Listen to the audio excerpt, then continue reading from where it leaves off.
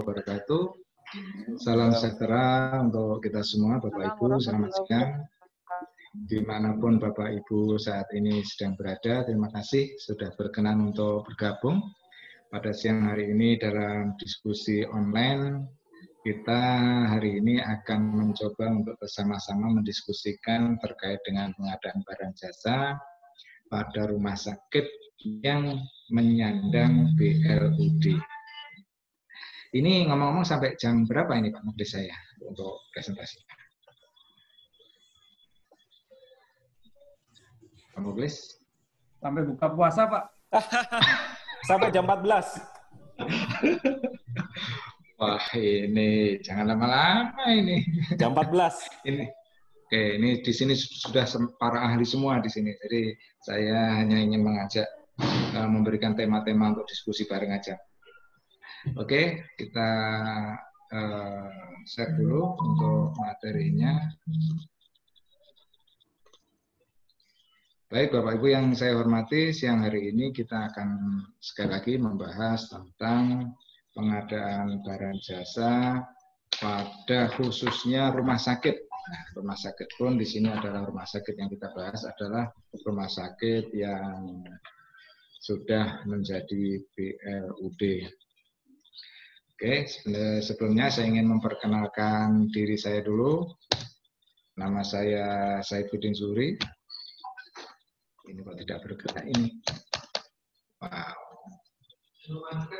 Ternyata ada yang trouble sedikit.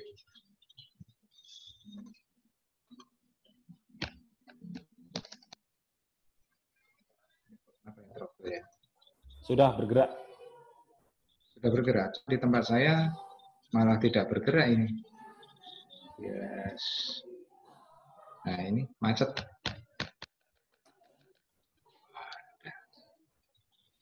Mana Pak ini caranya menggerakkan ya? Saya stop dulu aja deh. Oke. Saya stop dulu. Nah, saya share lagi. Oke. Share.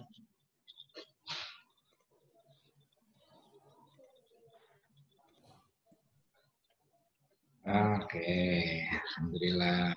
Jadi Bapak Ibu, bagi Bapak Ibu yang belum kenal, saya Saifuddin Zuhri, sehari-hari saya sebagai ASN di Dinas Kesehatan Kabupaten Tulungagung, saat ini juga bertugas sebagai PPK di penanganan darurat COVID, juga merangkap sebagai Pokja ULP di Kabupaten Tulungagung. Sebentar lagi mudah-mudahan sudah bisa fungsional.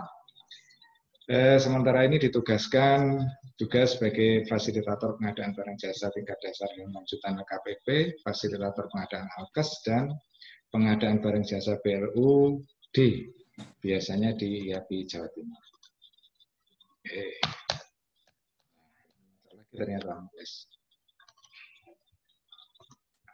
Masih ada kendala? Masih ada kendala. Saya share dari sini? Udah Pak. Bisa. Oke. Oke, Bapak Ibu yang saya hormati, kita akan membahas pokok bahasanya itu ada 3 di sini. Yang pertama nanti kita akan berbicara berkaitan dengan pengadaan barang jasa pemerintah. Ini makanan sehari-hari kita. Saya nggak akan menggurui. Semuanya sudah sangat paham. Terutama di sini ada Pak Muji dan Pak Muklis yang nanti banyak berguru kepada beliau. Yang kedua, kita akan membahas khusus tentang rumah sakit. Sebenarnya ngapain sih rumah sakit ini kok seolah-olah harus ada pembahasan tersendiri. Dan yang ketiga nanti akan kita membahas berkaitan dengan Badan Layanan Umum Daerah. Karena ini sesuatu yang bersifat khas. Nah, khasnya di mana? Kita akan melihat pada slide berikutnya. Yang pertama saya ingin berbicara tentang pengadaan barang jasa pemerintah. Sebagaimana kita ketahui, kita menginduk kepada Perpres 16 tahun 2018.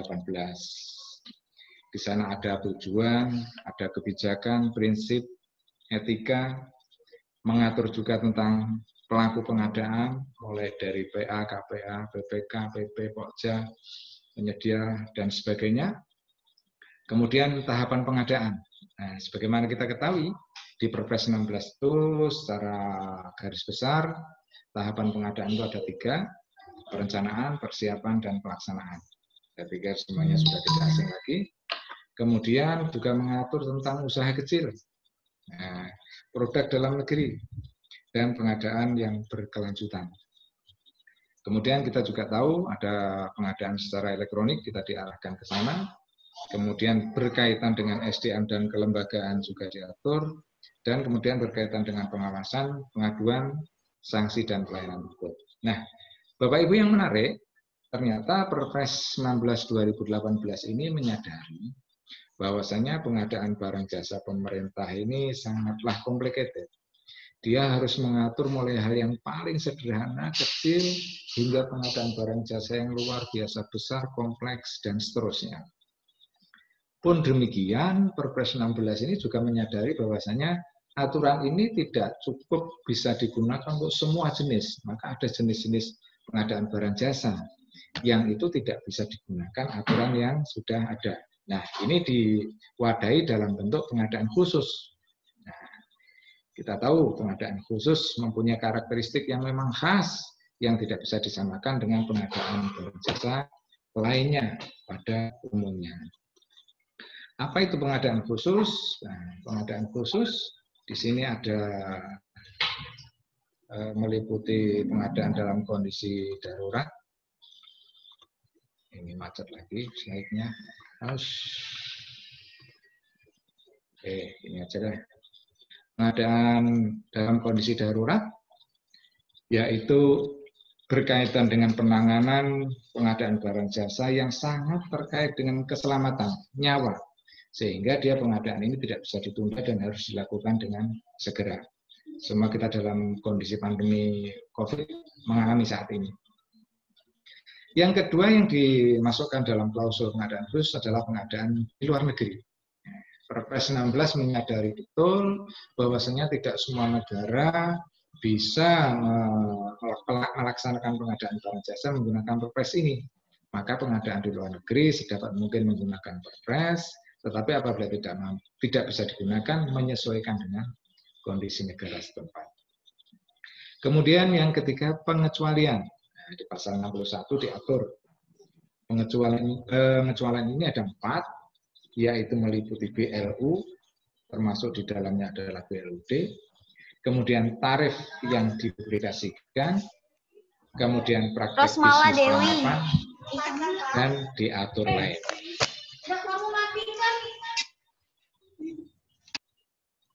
Ada yang lewat, Pak ya? Dan seterusnya, kemudian di pasal 62 diatur pengadaan khusus adalah berkaitan dengan pengadaan barang jasa pada penelitian. Kita sudah cukup memahami, penelitian nanti diatur tersendiri oleh kementerian yang mengaturnya. Dan terakhir adalah tender internasional dengan batasan tertentu, di mana pelaku dari dunia internasional bisa masuk di dalamnya. Nah, Bapak Ibu yang berbahagia, kita memfokuskan pada pasal 61 di sini. Di mana BLU yang di dalamnya ada BLUD ini diatur sebagai bentuk pengecualian dalam Perpres 16 tahun 2018. Oke. Yang kedua kita akan membahas tentang rumah sakit. Oke. Berkaitan dengan rumah sakit ini, saya ingin menyampaikan Bapak Ibu sekalian tentang definisi. Jadi secara formal kita ingin tahu dulu definisi dari rumah sakit ini sebenarnya apa. Saya mengutip dari Undang-Undang Nomor 44 Tahun 2009 tentang rumah sakit, di mana rumah sakit adalah institusi pelayanan kesehatan yang menyelenggarakan pelayanan kesehatan perorangan secara paripurna, yang menyediakan pelayanan rawat inap, rawat jalan, dan gawat darurat. Bagi dunia kesehatan, upaya kesehatan itu ada 2, upaya kesehatan masyarakat dan upaya kesehatan perorangan. Nah, rumah sakit ini masuk ke upaya kesehatan perorangan. Oke lah, ini sekedar tahu aja. Rumah sakit mempunyai tugas memberikan pelayanan kesehatan perorangan secara paripurna. Oke. Nah, saya ingin menyampaikan mengapa pandangan kita tentang rumah sakit itu mesti berbeda dengan institusi lain. Ya. Saya menemukan tiga sub bahasan di sini, silahkan nanti kita diskusikan kalau ada beda yang pendapat. Yang pertama, memang rumah sakit itu beda secara genuin, secara lahir, sejak lahirnya itu adalah sesuatu institusi yang berbeda dengan instansi lainnya.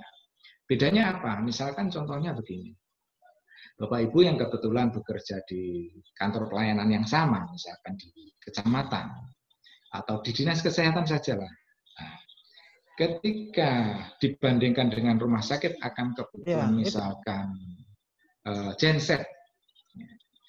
Kalau kita berada di kantor kecamatan atau dinas kesehatan mencari surat izin praktek dan sebagainya, ketika listrik mati, kemudian genset tiba-tiba ngadat, bahan bakar habis atau tidak bisa berfungsi, kita menyampaikan kepada klien, kepada pelanggan yang mencari pelayanan kita, mohon maaf, hari ini tidak ada pelayanan atau tidak bisa melayani karena listrik mati.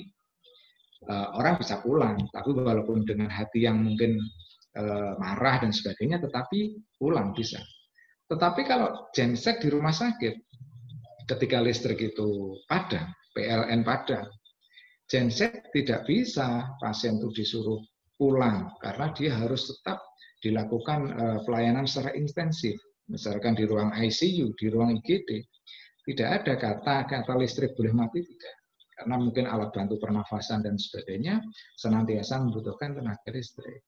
Nah, inilah yang saya katakan memang dari sisi kebutuhan terhadap barang jasa, rumah sakit ini memang beda dengan institusi lainnya. Nah, ini salah satu contoh yang sederhana. Mungkin contoh-contoh yang lain banyak. Misalkan kalau kita berbicara tentang atap kantor kita yang bocor, begitu malam-malam begitu, mungkin ya udahlah besok pagi aja dibenahi masih bisa. Tapi kalau atap IGD, atap ICU, atap ruang operasi yang tiba-tiba gentengnya bocor, hujan melimpah dan sebagainya, tidak bisa tidak, ya saat itu juga harus diperbaiki. Contoh-contoh seperti itulah yang saya katakan memang instansi rumah sakit ini sesuatu yang berbeda dengan instansi lainnya. Yang kedua saya tuliskan di sana profesional. Yang saya maksudkan di rumah sakit itu banyak tenaga profesional, mayoritas lah yang bekerja di sana itu adalah tenaga profesional. Tenaga profesional di sini yang saya maksudkan adalah sebuah profesi yang memang mempunyai ikatan-ikatan atau aturan-aturan. Jadi tenaga kesehatan ini memang tenaga kesehatan yang spesifik. Contohnya begini saya maksudkan. Seorang dokter umum, dokter spesialis, dokter gigi gitu. Dia adalah profesional di bidangnya. Tetapi walaupun dia itu profesional 24 jam di rumah pun dia juga seorang profesional, tapi tidak boleh berpraktek di sembarang tempat. Maksimal di 3 tempat. Nah, berbeda misalkan dengan arsitek atau insinyur yang lain. Ya, selama dia mampu, dia boleh melakukan profesinya. Nah, tetapi kalau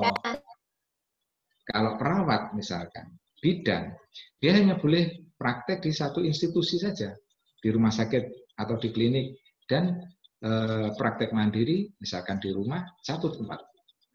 Walaupun dia bepergian kemana-mana, profesinya tetap disandang oleh beliau, kemampuannya itu tidak akan lepas, tetapi diatur sedemikian rupa, profesi itu tidak boleh sembarangan untuk dilaksanakan. Nah, ini yang saya tulis banyak aturan-aturan di dalam. Untuk mengoperasionalkan sebuah alat kesehatan, itu juga tidak semua orang boleh, walaupun mampu. Nah, misalkan radiologi, dia hanya boleh dioperasikan oleh seorang radiolog. Seorang perawat, seorang dokter pun seharusnya tidak punya kompetensi untuk mengoperasikan. Nah, itu banyak aturan-aturan di dalam. Termasuk tentang kondisi gedungnya, itu ada aturan-aturan tersendiri. Kesehatan lingkungannya punya aturan-aturan tersendiri, dan seterusnya. Yang ketiga, Bapak Ibu, saya menuliskan apa yang ditangani, yang dilakukan, yang dilayani oleh rumah sakit itu adalah sesuatu yang berkaitan dengan nyawa, emergensi. Dan nyawa siapapun paham tidak bisa dinilai dengan rupiah atau dinilai dengan uang. Nah, maka pelayanan di sana itu adalah pelayanan yang dari sisi nilai luar biasa nilainya, tidak bisa dinilai tadi. Nah, berangkat dari ketiga hal tersebutlah saya mengajak kepada para pelaku pengadaan barang jasa, memang yang Anda lakukan di dalam rumah sakit itu adalah pengadaan barang jasa yang khas, yang jangan merasa bisa disamakan dengan yang lain, walaupun tidak harus berbeda. Tetapi dalam hal-hal tertentu, Anda tidak bisa disamakan dengan yang lain, karena karakteristiknya yang memang khas tadi. Nah, dalam pengadaan barang jasa nanti dibutuhkan aturan. Nah, ketika kita tidak bisa disamakan secara keseluruhan dengan yang lain, maka harus ada aturan yang mendukung. Karakteristik atau perbedaan model apa yang itu boleh dilakukan sehingga dapat mendukung tujuan dari keberadaan rumah sakit itu sendiri, yaitu pelayanan kesehatan. Oke, itu sekelumit tentang rumah sakit, Bapak Ibu. Berikutnya kita akan membahas tentang BLU. Dalam hal ini adalah BUD, Badan Layanan Umum Daerah. Oke, dari sisi aturan hukum, saya ingin mengajak teman-teman yang selama ini sudah bergulat di BLUD, bahwasanya antara BLU dengan BLUD ini mempunyai landasan hukum yang berbeda. Sebelum munculnya Undang-Undang Nomor 23 Tahun 2014 tentang Pemerintah Daerah, memang BLUD ini mengacu kepada Undang-Undang Nomor 1 Tahun 2004 tentang Perbendaharaan Negara. Nah, tapi sejak adanya Undang-Undang Pemerintah Daerah Nomor 2014, di sana sudah mengatur tentang BLUD. Kemudian di breakdown dengan PP Nomor 12 Tahun 2019 tentang Pengelolaan Keuangan Daerah. Sebelum ini muncul, BLUD masih mengacu pada PP 23 tahun 2005 tentang pengelolaan keuangan badan layanan umum. Kemudian BLUD diatur dengan aturan terbaru melalui Peraturan Menteri Dalam Negeri Nomor 79 tahun 2018 tentang Badan Layanan Umum Daerah. Jadi Bapak Ibu yang sudah berada di dalam rumah sakit BLUD, yang sementara ini acuan hukumnya masih mengacu kepada aturan yang lama, nah, silahkan nanti dilakukan review, disesuaikan dengan peraturan yang terupdate. Karena ada banyak hal, secara substansi menurut saya, itu yang memang berbeda. Contohnya definisi. Nah, oke. Menurut Undang-Undang Nomor 1 Tahun 2004 tentang Perbendaharaan Negara, yang dimaksud dengan BLU itu adalah instansi di lingkungan pemerintah yang dibentuk untuk memberikan pelayanan kepada masyarakat berupa penyediaan barang atau jasa yang dijual ya, tanpa mengutamakan mencari keuntungan, dan dalam melakukan kegiatannya didasarkan pada prinsip efisiensi dan produktivitas.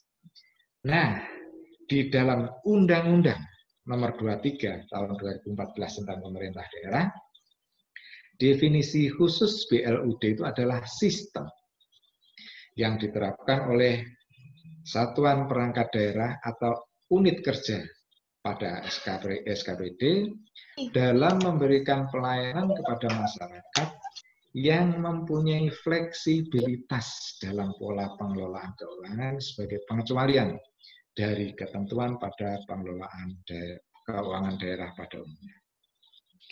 Di sini ada dua hal yang menurut saya substansinya berbeda. Kalau BLU itu adalah instansi, dia adalah badannya, badan wadaknya. Kalau BLUD itu adalah sistemnya, dia adalah mungkin softwarenya, arahnya ke sana ya. Jadi ruh yang menggerakkan. Kemudian yang kedua, di dalam BLUD itu ketika dia lahir, dia sudah mempunyai fleksibilitas. Jadi tidak diberikan lagi yang namanya fleksibilitas. Antara kelahirannya sebagai BLUD dan fleksibilitas itu ada sesuatu yang tidak bisa dipisahkan, ibarat dua mata uang, dua sisi pada mata uang. Sehingga saling terkait. Oke, kita lihat kemudian pada slide berikutnya, pada fleksibilitas.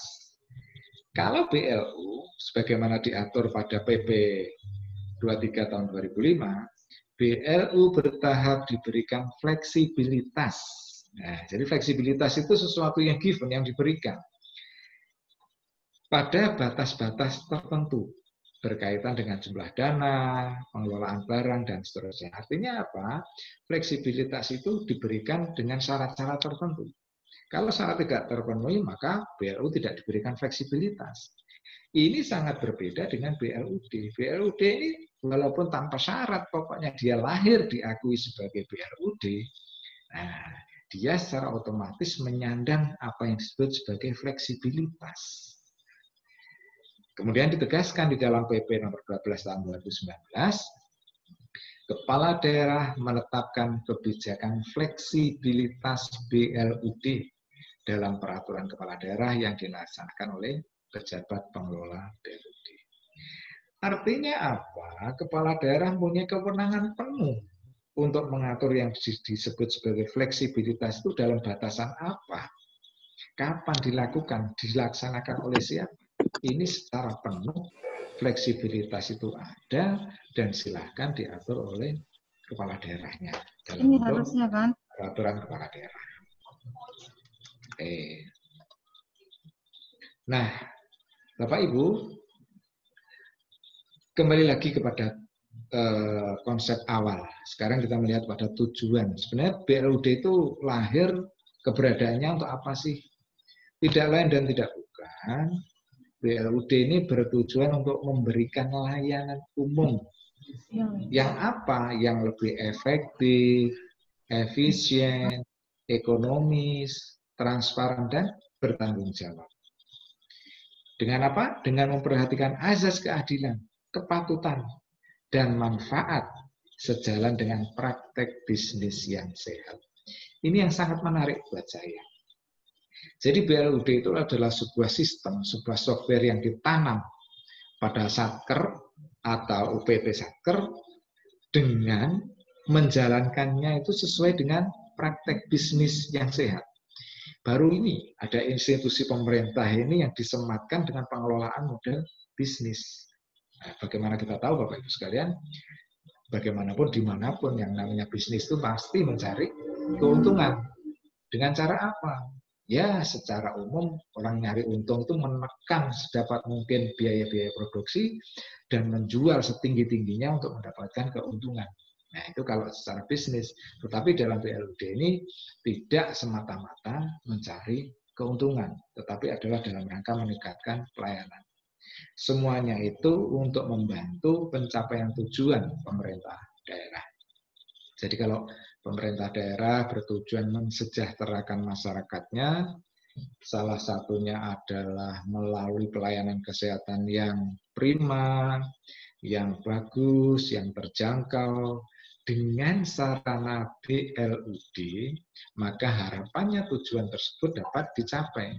Karena apa? Sudah diberikan keleluasaan agar lebih efektif, agar lebih efisien, lebih ekonomis. Nah, kemudian dilakukan dengan cara-cara ala praktek bisnis, bukan lagi dengan cara-cara sesuai dengan institusi pemerintah yang lain. Nah, ini yang menarik. Sehingga dengan demikian diharapkan tujuan utama untuk menciptakan pelayanan yang prima itu bisa diraih. Baik Bapak Ibu, saya ingin membuka dulu Undang-Undang Nomor 23 Tahun 2014 tentang Pemerintah Daerah. Di pasal 346 dinyatakan daerah dapat membentuk badan layanan umum daerah dalam rangka meningkatkan pelayanan kepada masyarakat.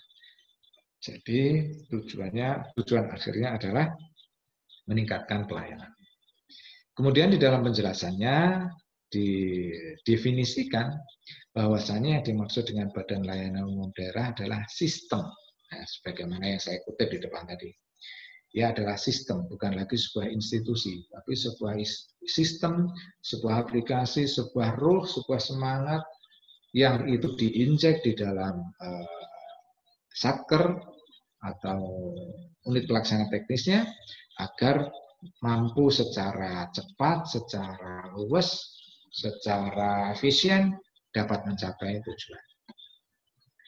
Oke, Oke, sekarang kita masuk ke peraturan pemerintah nomor 12 tahun 2019 tentang pengelolaan keuangan daerah. Kembali lagi, definisi BLUT adalah sistem yang diterapkan pada Satker. Ini sama saja. Kemudian pemerintah daerah dapat membentuk BLUD dalam rangka meningkatkan pelayanan kepada masyarakat, sama persis. Nah, yang menarik di sini, dalam rangka meningkatkan pelayanan kepada masyarakat, kepala daerah menetapkan kebijakan fleksibilitas. Jadi maunya fleksibilitas pada ranah mana sih? Nah, ini kepala daerah mempunyai kewenangan untuk menetapkan kebijakan terkait dengan fleksibilitas pada BLUD. Oke. Berikutnya, BLUD merupakan bagian dari pengelolaan keuangan daerah. Walaupun dia diberikan fleksibilitas, keleluasaan dengan gaya-gaya bisnis, tetapi harus dipahami bahwasanya Badan Layanan Umum Daerah masih merupakan bagian dari pengelolaan keuangan daerah. Nanti ada tanggung jawab tertentu terkait dengan penggunaan anggarannya. Pembinaan keuangan dilakukan oleh BPKAD dan teknisnya oleh SKPD yang bertanggung jawab. Oke. Ketentuan lebih lanjut mengenai BLUD diatur dalam peraturan menteri.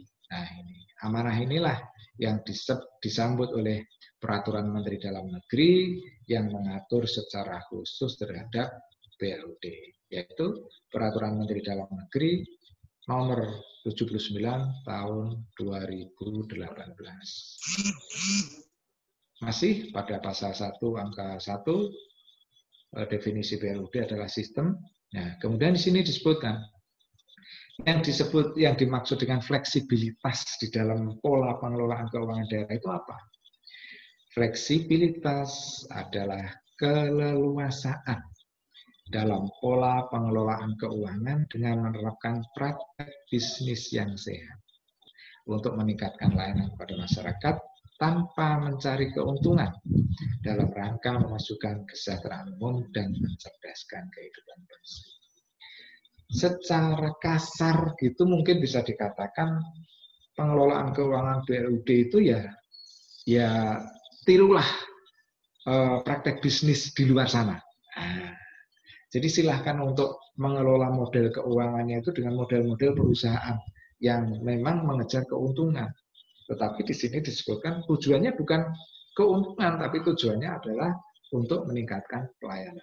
Gunakan cara-cara yang mereka gunakan di praktek bisnis. Kalau Anda menggunakan model keuangan pemerintah, nanti akan kaku, akan susah berkembang. Padahal Anda dibutuhkan fleksibilitas, kelincahan, dan seterusnya. Nah, itu yang dimaksud di dalam peraturan Menteri Dalam Negeri berkaitan dengan fleksibilitas. Kemudian kepala daerah bertanggung jawab atas kebijakan penyelenggaraan pelayanan umum. Jadi kepala daerah membuat kebijakan-kebijakan saja, jangan teknis-teknis. Jadi kepala daerah di dalam peraturan kepala daerah menyusun tentang kebijakan-kebijakan. Penerapan BLUD ditetapkan dengan peraturan kepala daerah berdasarkan hasil penilaian. Nah, ini kaitan dengan penerapan terhadap peraturan kepala daerah untuk menetapkan dia sebagai BLUD atau tidak. Baik, Bapak Ibu, kita sekarang mencoba untuk merangkai pembahasan berkaitan dengan pengadaan barang jasa pemerintah, kemudian berkaitan dengan rumah sakit dan BLUD. Bagaimana sih pengadaan barang jasa pada Badan Layanan Umum? Oke. Yang pertama, kita harus memperhatikan dan mengacu kepada Perpres 16 tahun 2018. Di sana adalah aturan dasar kita untuk membelanjakan atau melakukan pengadaan barang jasa pemerintah. Karena bagaimanapun rumah sakit, BLUD itu adalah bagian dari pemerintahan. Dalam hal ini adalah pemerintah daerah. Kemudian dari Perpres 16 ini muncul peraturan LKPP nomor 12 tahun 2018 tentang pengadaan yang dikecualikan, di mana di dalamnya ada BLU atau BLUD. Kemudian kita menengok kepada Peraturan Menteri Dalam Negeri Nomor 79 tahun 2018, baru kemudian di breakdown kepada Peraturan Kepala Daerah. Menurut saya ini adalah bersifat kebijakan dan secara operasional nanti diatur dengan peraturan pimpinan BLUD-nya. Oke, kita lihat yang pertama dulu. Perpres 16 tahun 2018 mengamanahkan di pasal 61 dikecualikan. Dari ketentuan dalam peraturan presiden ini salah satunya adalah pengadaan barang jasa pada badan layanan umum. Di sana juga mengacu ke badan layanan umum daerah. Kemudian pengadaan barang jasa pada badan layanan umum diatur tersendiri dengan peraturan pimpinan badan layanan umum. Nah ini untuk BLU yang milik dari pemerintah pusat, maka pengadaan barang jasanya cukup diatur oleh pimpinan BLU. Sedangkan BLUD nanti mengacu kepada peraturan Menteri Dalam Negerinya. Ini Bapak Ibu, pengadaan barang jasa pada BLU diatur tersendiri oleh peraturan pimpinan.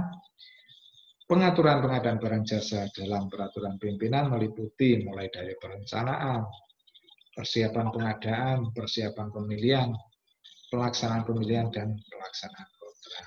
Ini benar-benar rasa perpres. BLU mengumumkan rencana pengadaan pada aplikasi Sirup. Kemudian BLU menyampaikan data kontrak dalam aplikasi SPSE. Jadi di Sirup tetap harus dimunculkan, kemudian nanti pelaporan pengadaannya di aplikasi SPSE.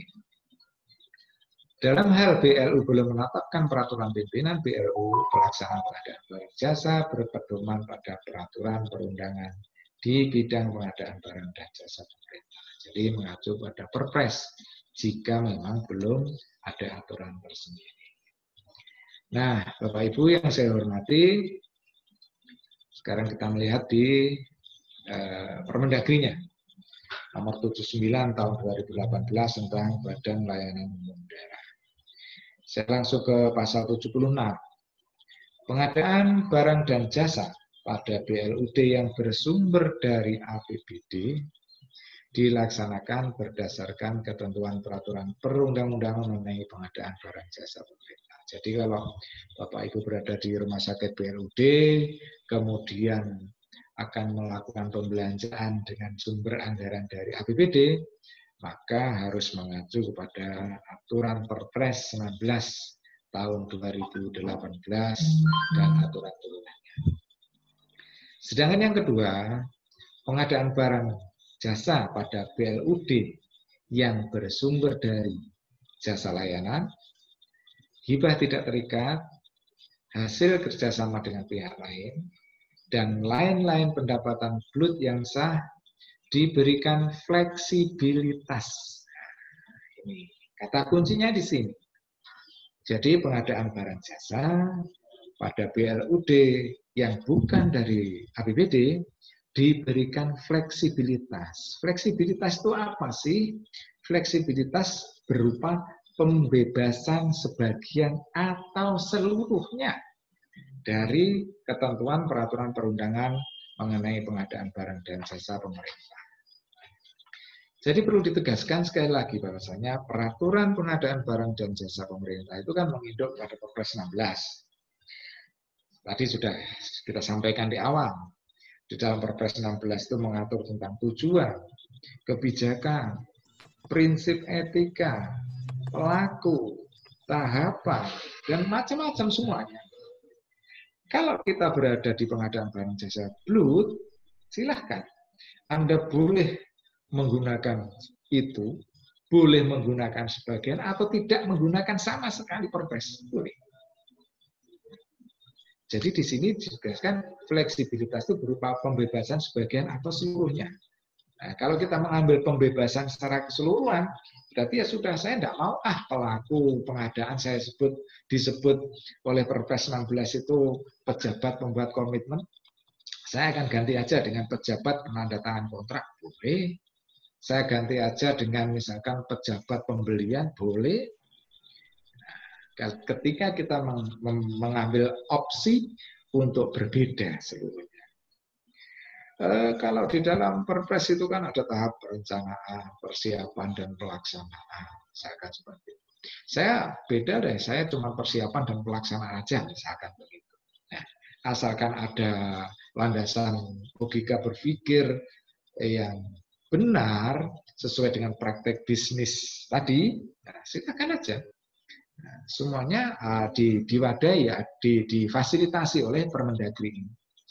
Jadi kita boleh mengambil jarak dengan Perpres atau sama sekali tidak memakainya. Nah, kemudian pada pasal 77, ketentuan lebih lanjut mengenai pengadaan barang jasa sebagaimana dimaksud pasal 76 itu diatur dengan peraturan kepala daerah. Jadi, kita membuat aturan sendiri nih, atau udahlah Perpres saya ambil sebagian yang cocok, sebagian saya ambil dari yang lain, boleh-boleh saja. Asalkan itu semua diatur di dalam peraturan kepala daerah. Nah, seperti itu. Oke. Pengadaan barang dan jasa yang dananya bersumber dari hibah terikat dilakukan dengan kebijakan pemberi hibah atau peraturan kepala daerah sepanjang disetujui. Kaitannya dengan hibah mengikuti kondisi. Berikutnya, pengadaan barang dan jasa dilakukan oleh pelaksana pengadaan.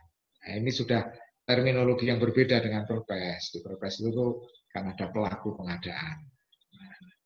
Terdiri dari PA, KPA, PPK, dan seterusnya. Di sini, pengadaan barang dan jasa dilakukan oleh pelaksana pengadaan. Pelaksana pengadaan dilaksanakan oleh panitia atau unit yang dibentuk oleh pimpinan untuk melaksanakan pengadaan barang dan jasa BLUD. Kalau membaca ini, Bapak Ibu sekalian yang kebetulan berada di rumah sakit, maka seharusnya rumah sakit BLUD itu punya unit khusus. Boleh instalasi pengadaan, boleh unit pengadaan atau apapun yang itu memang dibentuk hanya dalam rangka melaksanakan pengadaan barang jasa kebutuhan belum. Pelaksana pengadaan terdiri dari personil yang memahami tata cara pengadaan, substansi pekerjaan atau kegiatan yang bersangkutan, dan bidang lain yang diperlukan. Nah, inilah yang menjadi salah satu pintu masuk mengapa di dalam BLUD itu akhirnya tidak dipersyaratkan sertifikasi tingkat dasar. Karena di dalam Permendagri ini hanya mensyaratkan para pelaku pengadaan itu ya mereka yang memahami tata cara pengadaan. Silahkan nanti kepala daerah atau direktur rumah sakit yang mempunyai tolak ukur tersendiri yang dimaksud dengan memahami itu apa. Oke. Fleksibilitas pengadaan barang jasa pada BLUD yang bersumber dari APBD dilaksanakan sesuai dengan peraturan sudah, belum diberikan fleksibilitas untuk yang menggunakan sumber anggaran jasa layanan, hibah, hasil kerjasama dengan pihak lain, dan lain-lain pendapatannya. Apa sih tujuan dari pemberian fleksibilitas ini? Tidak lain dan tidak bukan adalah agar menjamin ketersediaan barang dan jasa yang bermutu, lebih murah, proses sederhana, cepat, dan mudah menyesuaikan kebutuhan. Bapak Ibu yang saya hormati, berkaitan dengan mutu, karena rumah sakit ini tadi saya sampaikan berkaitan dengan nyawa, berkaitan dengan emergensi, maka mutu adalah sesuatu yang tidak bisa ditawar. Jadi kalau selama ini, mohon maaf, teman-teman rumah sakit, teman-teman di dunia kesehatan, dengan menggunakan Perpres misalkan, untuk pengadaan dengan nilai sekian, katakan Perpres nilai di atas 200 harus tender. Pak, saya sebenarnya ingin alat kesehatan merek A. Tetapi saya tidak berani untuk menyebutkan merek. Sehingga ketika ditenderkan, saya dapatnya merek C. Dari sisi spesifikasi semuanya terpenuhi. Katakan SNI, katakan punya legalitas dan sebagainya, semuanya punya. Tapi real di lapangan mutu itu berbeda. Nah, ini yang kesulitan-kesulitan ketika teman-teman bermain dengan mutu. Taruhlah satu jarum kecil, jarum suntik kecil. Semua teman-teman pelaku pelayanan kesehatan masih tahu. Jarum suntik dengan merek A itu terkenal tajam. Sehingga begitu masuk ke kulit pasien, biasanya tidak merasakan sakit yang berarti. Nah, bahkan pasien anak-anak pun kadang tidak menangis karena tidak begitu terasa sakit. Tapi merek-merek yang lain yang jauh lebih murah di pasaran, dan itu kalau dikompetisikan dari sisi harga pasti menang, itu bisa gagal begitu memasukkan jarum infus misalkan, terjadi kegagalan, atau kita misalkan imunisasi anak sakit sehingga menangis dan seterusnya. Nah, itu dari sisi mutu. Sehingga dari mutu ini nanti masyarakat akan menilai, jangan ke rumah sakit situ, jangan ke puskesmas itu, alatnya jelek-jelek, seadanya saja, dan seterusnya. Bahkan ada yang mengatakan, saya kapok deh cabut gigi di puskesmas itu. Loh kenapa? Saya ingin nyabut gigi, ternyata yang rompal bukan giginya, tapi tangnya malah yang. Nah, ini kan yang membahayakan. Jadi akhirnya yang namanya mutu itu berkaitan dengan kredibilitas kita. Padahal di dalam BLUD kita diminta untuk bersaing. Bersaing dengan siapa? Ya tentu saja dengan swasta kalau dalam kondisi seperti ini. Bagaimana kita mampu bersaing kalau mutu saja kita dikejar-kejar harus mencari harga yang paling murah. Item kedua, di sini ada item lebih murah. Jadi Bapak Ibu kita jangan terjebak lebih murah itu dengan harga. Kalau harga lebih murah itu menjadi patokan, nanti mutu yang dikorbankan. Jadi harga di situ adalah sebuah harga yang bukan hanya harga barangnya, tapi harga berikutnya, termasuk harga kepercayaan masyarakat. Seperti tadi misalkan, jangan nyabut gigi di sana lah. Nah, misalkan begitu, itu sebuah harga yang tidak bisa terukur kepercayaan seperti itu. Jadi lebih murah di sini bukan berarti murah harganya, tetapi secara keseluruhan tidak ternilai harganya sebuah kepercayaan institusi. Proses sederhana. Diharapkan energi teman-teman di rumah sakit BLUD ini tidak habis terkuras hanya untuk proses pengadaan barang jasa. Saya banyak menerima keluhan, misalkan seorang kabid Bianek, kepala bidang pelayanan. Seharusnya dia itu fokus merumuskan, menjalankan, mengawasi, mengevaluasi agar pelayanan itu menjadi pelayanan yang prima. Aduh, Pak, tetapi energi saya habis Pak, hanya untuk pengadaan alat-alat saya untuk pelayanan, sehingga saya tidak sempat mengurusi pelayanan justru. Karena pikiran tenaga energi saya itu habis terkurang hanya untuk pengadaan barang jasa saya. Ini sesuatu yang ironi. Jadi diharapkan prosesnya dengan BLUD ini menjadi lebih sederhana. Kemudian juga lebih cepat. Kalau lebih cepat, otomatis dari sisi waktu kita lebih untung. Apalagi di rumah sakit, kecepatan waktu ini sangat-sangat diperlukan. Pasien tidak mungkin bisa menunggu-nunggu. Saat ini butuh obat, ya saat ini sudah. Berapapun harganya dibeli. Besok Pak, saya berikan obat yang harganya lebih murah separuh. Tidak ada artinya, besok sudah mati. Nah, walaupun murah, tidak ada artinya. Jadi, kecepatan diperlukan. Dan mudah menyesuaikan kebutuhan. Jadi, penganggaran mengapa BLUD itu lebih fleksibel dan seterusnya, karena ritme bisnis itu sangat-sangat mudah berubah. Menyesuaikan dengan kondisi masyarakat. Semuanya ini harus diatur dengan peraturan kepala daerah, sehingga mempunyai landasan hukum untuk bisa melaksanakan pengadaan sesuai dengan kesemuanya bermuara kepada tercapainya layanan umum yang memang bermutu, yang memang bagus dan bisa bersaing.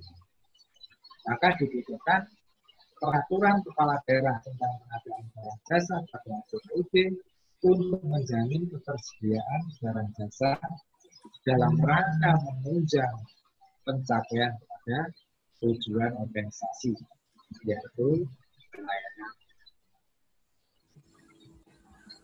Baik, Bapak Ibu, kalau kita amati saat ini ada 3 kondisi tentang peraturan pengadaan barang jasa pada rumah sakit BLD. Yang pertama, ada rumah sakit BLD yang menggunakan peraturan pengadaan barang jasa sesuai dengan Perpres 16 tahun 2016. Udahlah, pakai itu aja. Mengapa? Tidak berisiko, tidak ditanya-tanya, dan seterusnya. Padahal kebutuhan-kebutuhan ini kadang tidak bisa difasilitasi atau dipenuhi dengan menggunakan tugas 16. Contohlah, misalkan Bapak Ibu di rumah sakit punya alat CT scan. Kemudian di malam-malam alat itu ada perlu pergantian spare part, di mana harga spare part itu misalnya di atas 500 juta. Wah, kalau begitu harus tender dong. Nah, kalau kita harus tender, berarti butuh waktu berapa lama? Berapa pasien yang tidak bisa terlayani? Padahal saat ini juga dibutuhkan ada pasien yang ada. Dan disipansi semacam itulah yang akan kita bisa kalau kita berhubungan dengan sukses. Pak Mokles, suaranya terganggu hujan ya? Ya? Mokles? Ya, siap, Bang. Suaranya terganggu hujan enggak? Ada rintik-rintik gitu ya? Apa sedang hujan ya? Wah, tempat saya hujan. Oh, nggak apa-apa lah. Agak keras dikit aja. Hebat sekali. Saya tutup pintu. Siap.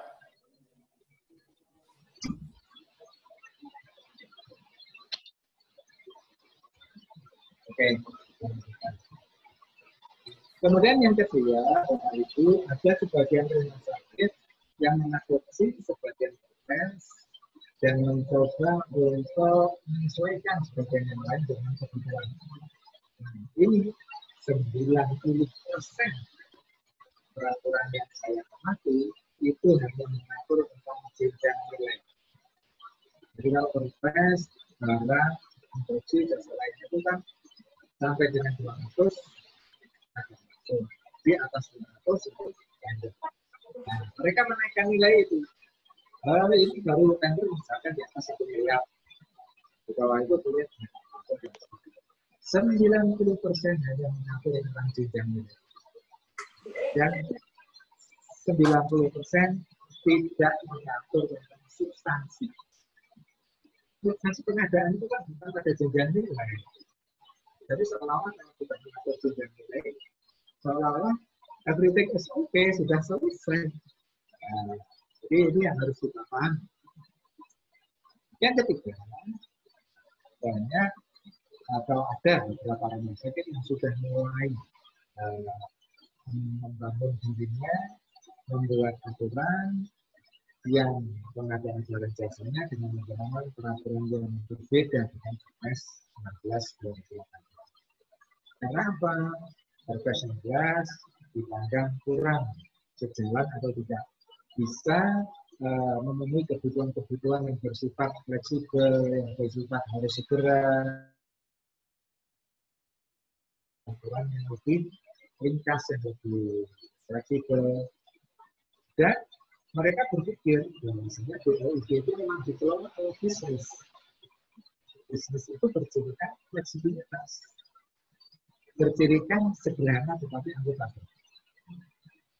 Jadi ini yang mendasari pola pikir ini yang mendasari beberapa rumah sakit sudah mulai membuat peraturan kepala daerah yang memang berbeda sama sekali dengan Perpres 16 2018. Oke, mengapa perlu beda?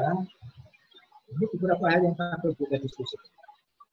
Yang pertama, tujuan pengadaan dalam Perpres 16 2018 belum tentu sesuai dengan tujuan 2020. Ada berapa sih tujuan pengadaan barang jasa pemerintah sesuai dengan 2019?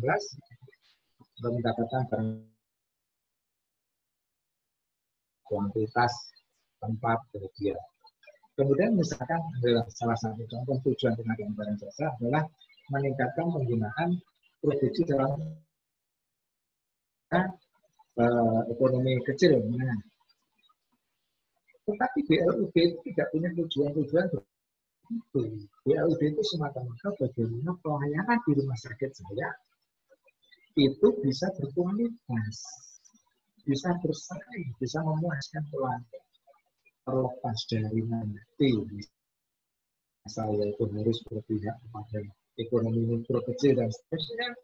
Itu kita lihat di dalam tujuan organisasi kita ada tidak tujuan itu dari sisi tujuan belum tentu sejalan. Fleksibilitas membutuhkan keleluasaan dengan menerapkan praktek bisnis yang sehat. Jadi beberapa rumah sakit sudah melihat bahwasanya pengadaan barang jasa itu terlalu kaku, sulit untuk bergerak sesuai dengan kebutuhan yang memang bersifat kadang urgent, kadang situ dan seterusnya. Itu perlu aturan-aturan tersendiri yang itu tidak bisa diakomodir dengan Perpres 19. Yang ketiga, keterbatasan sumber daya pengadaan yang ada, sehingga SDM fokus di mana. Seperti yang saya contohkan tadi. Jadi tenaga kesehatan yang kebetulan bertugas di pengadaan barang jasa, akhirnya energinya tersedot. Semata-mata hanya mengurusi pengadaan barang jasa, 24 jam masih kurang waktu. Sehingga mestinya dia fokus di pelayanan, tetapi tidak bisa fokus. Kenapa? Pengadaan barang jasa itu menguras energi, menguras pikiran, dan seterusnya. Maka dari itu perlu disusun aturan yang berbeda dengan Perpres yang tidak lagi menguras energi, yang tidak lagi mengganggu kepada fokus pelayanan dan seterusnya. Kemudian yang keempat, menjadikan pengadaan barang jasa sebagai salah satu strategi dalam pencapaian tujuan organisasi. Jadi harus disadari, Bapak-Ibu sekalian, sebagai insan pengadaan, kita harus menjadikan bahwa semua pengadaan barang jasa kita ini memang sebagai salah satu tombak untuk bisa mencapai kepada tujuan. Bukan hanya sekedar angka ikut asal diperintah dan seterusnya. Nanti kita bahas di berikutnya. Oke. Ini bagian-bagian terakhir. Apa yang perlu kita lakukan untuk pengadaan pada grup yang lebih baik? Bapak Ibu yang sudah malang melintang selama ini di pengadaan barang jasa rumah sakit BLUB, silakan untuk melihat di dalam organisasi masing-masing. Kira-kira silakan melakukan telaah terhadap lingkungan pengadaan di tempat masing-masing. Yang pertama, apakah kebijakan dan sistem pengadaan barang jasa di tempat saya itu sudah benar-benar efektif untuk membantu rumah sakit mencapai kepada tujuan. Jangan-jangan PBJ di tempat saya itu malah menguras energi. Mestinya fokus ke pelayanan, tetapi karena sistemnya itu sesuatu yang senantiasa memberatkan, menyulitkan, sehingga justru pengadaan barang jasa itu menjadi faktor penghambat, bukan sebagai katalisator, tetapi malah menjadi inhibitor. Silahkan ditelak. Mudah-mudahan tidak ada yang seperti itu. Yang kedua, tujuan pengadaan. Apakah pengadaan barang jasa kita di rumah sakit BLUB ini sudah mempunyai tujuan value for money? Artinya, barangkali selama ini pengadaan barang jasa kita ya hanya sekedar melaksanakan saja, tanpa pernah kita mengukurnya, tanpa pernah kita mengupayakannya sebagai sebuah bagian dari value for money di dalam organisasi ini. Yang ketiga, para pihak pada pengadaan. Siapa saja sih para pihak yang terlibat pada pengadaan selama ini? Kepala bidang, wakil direktur, atau justru direktur? Kepala bidang pelayanan yang seharusnya berpikir tentang pelayanan, tersedot energinya, konsentrasinya ke pengadaan, dan seterusnya. Karena apa? Karena orang-orang pengadaan hanya pelaku saja, bukan orang pemikir. Nah, dan seterusnya. Nanti kita bahas berikutnya. Kemudian organisasi pengadaan. Apakah organisasi pengadaan di tempat kita, di rumah sakit kita, ini memang terdiri dari SDM yang memang tumbuh, berkembang, dan concern untuk menjadikan organisasi pengadaan itu organisasi yang tangguh. Atau, aduh Pak, hidup segan mati pun tak mau. Seperti itu. Silakan dilakukan telaah masing-masing. Dan yang terakhir, apakah pengadaan yang kita lakukan selama ini mempunyai dampak dan mempunyai nilai bagi organisasi? Pasti tentunya nilainya besar dan dampaknya besar. Contohnya, Bapak Ibu pengadaan obat. Coba pengadaan obat terlambat seminggu saja, pasti rumah sakit geger, pasti pelayanan terhenti. Sebenarnya fungsi pengadaan itu sangat amat strategis di dalam pencapaian tujuan organisasi. Cuman kita saja kadang tidak menyadarinya. Oke. Berikutnya, berani tidak kita merubah 9 pola pikir ini yang akan merubah pola pikir pengadaan tradisional menuju kepada pengadaan modern? Ya, saya katakan modern sebenarnya ya tidak tepat juga.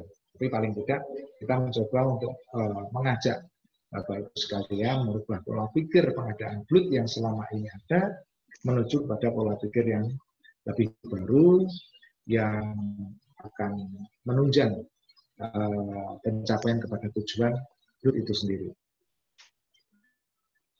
Yang pertama, Bapak Ibu disadari atau tidak, pengadaan barang jasa selama ini lebih ke arah sebagai aktivitas yang bersifat administratif.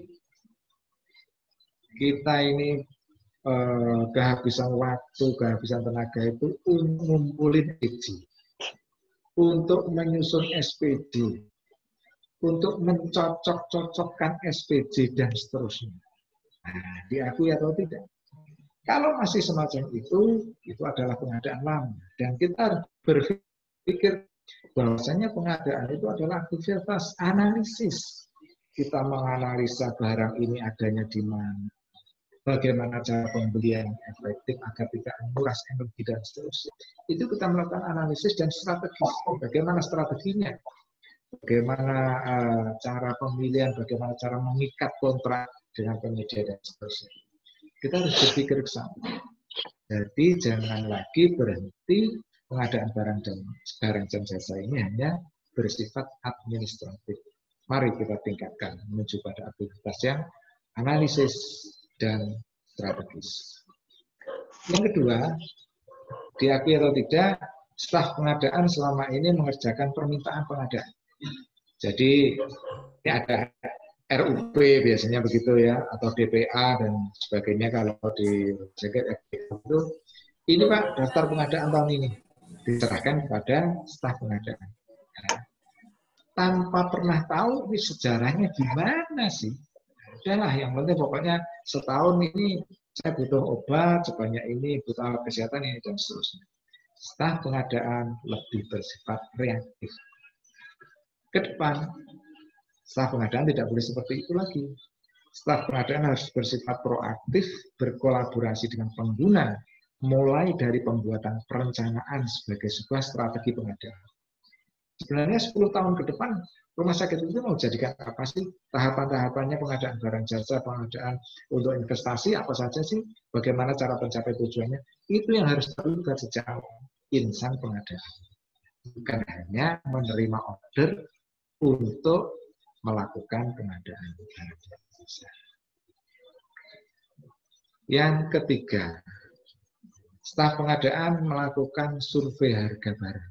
Jadi selama ini kalau sebagaimana diatur di pengadaan langsung begitu kan Nah, ini pejabat pengadaan melakukan survei dari minimal dua sumber.